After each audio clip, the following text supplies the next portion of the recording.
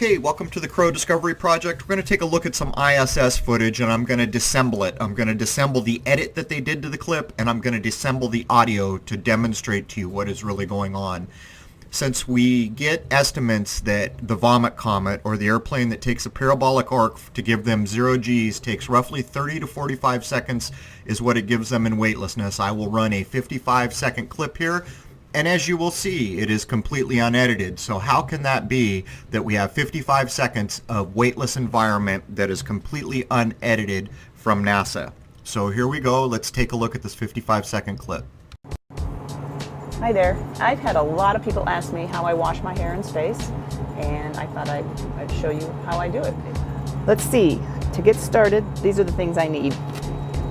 A bag of warm water, a little no-rinse shampoo, towel, and my comb.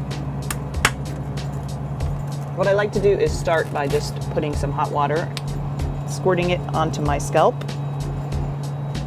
and I have a mirror here so I can kind of watch what I'm doing. Sometimes the water gets away from you and you try and catch as much as you can. Then I just work the water up through to the ends of my hair.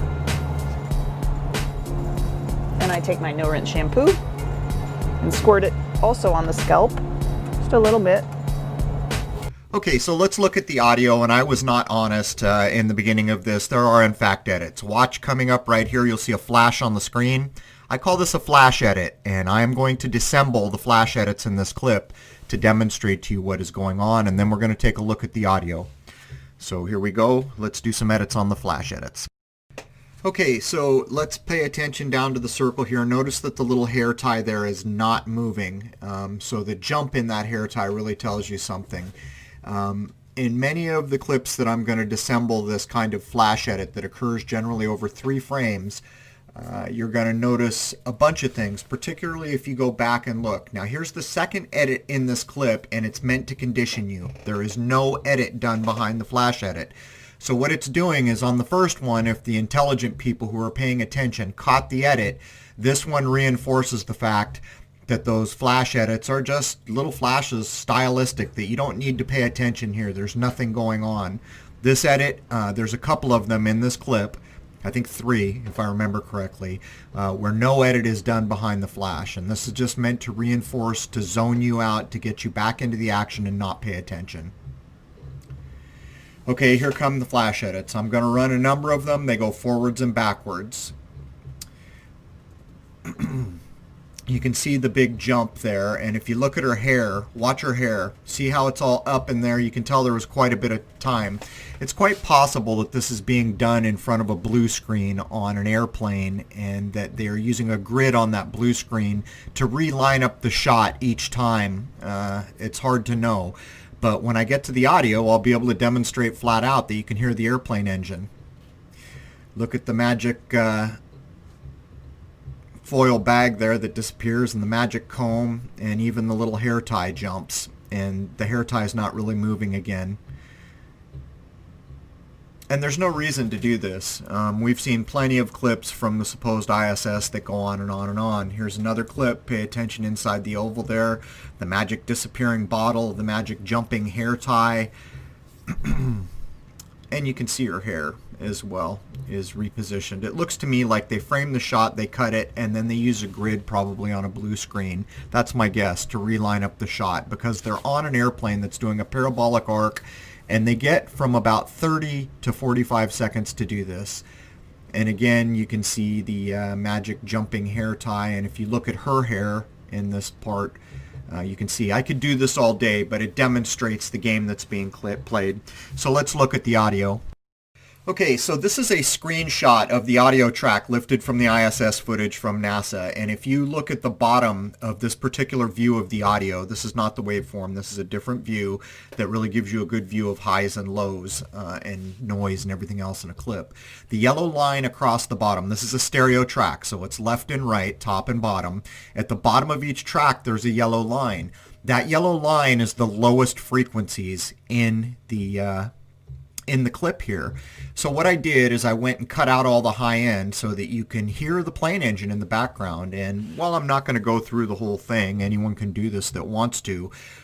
If you listen to the whole thing, you can hear the plane engine changing, which is why they put the very low bassy music with a bass and a drum, and her voice register is held very low to mask the plane engine noise.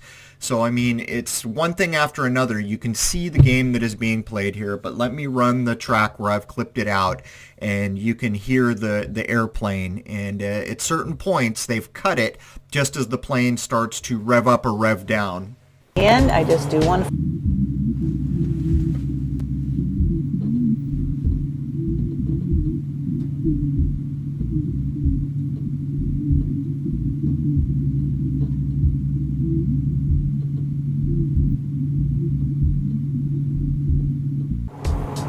Hi there. I've had a lot.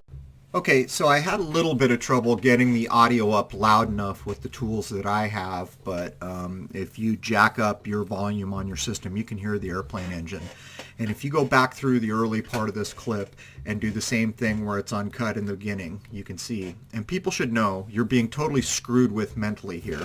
The conditioning flash, the second edit done in this is called a conditioning flash, or that's what I call it. It happens over 3 frames. Whenever you are watching any video or movie and the character or the scene you're looking at is displayed for less than 3 seconds, you're being mentally manipulated. The reason for that is it takes longer than 3 seconds for your brain to decide whether it likes something. And so when it happens over and over, it puts you into a zone state, and that is part of what is going on here. Now, I would point you to YouTube, basically. There are so many people who are taking these clips apart to demonstrate that there is no ISS occupied in space. Now, CD Channel just shot a object that is being called the ISS that he can line up with the actual Stellarium and other sources that say the ISS would be where he shot it. But what you're looking at is a light. There is nobody on it. How they're doing it remains to be demonstrated. Go to the Jungle Surfer channel or Jungle Surfer TV. He has been endlessly showing the fraud on the ISS, and he posted a clip about a floppy door hatch being used, and he points you to another person who's doing it. He points out how ridiculous it is to be taking a weightless environment coffee machine up when we are told it costs about $1 gazillion a pound to take anything up there because of the rocket fuel. There are pianos up there. There are guitars. There's all kinds of crap supposedly up on this thing that would have cost many thousands of dollars a pound. We are told to take up there.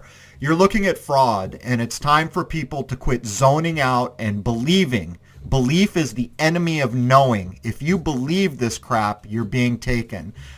It's all a fraud. And if you take the time to look at it carefully, you can know that for yourself. At any rate, I hope this helped a little. I don't do clips like this very often because so many people are doing a good job at demonstrating what's going on here. The podcast is very close. Hope you guys will tune in. There it is, man. Cheers.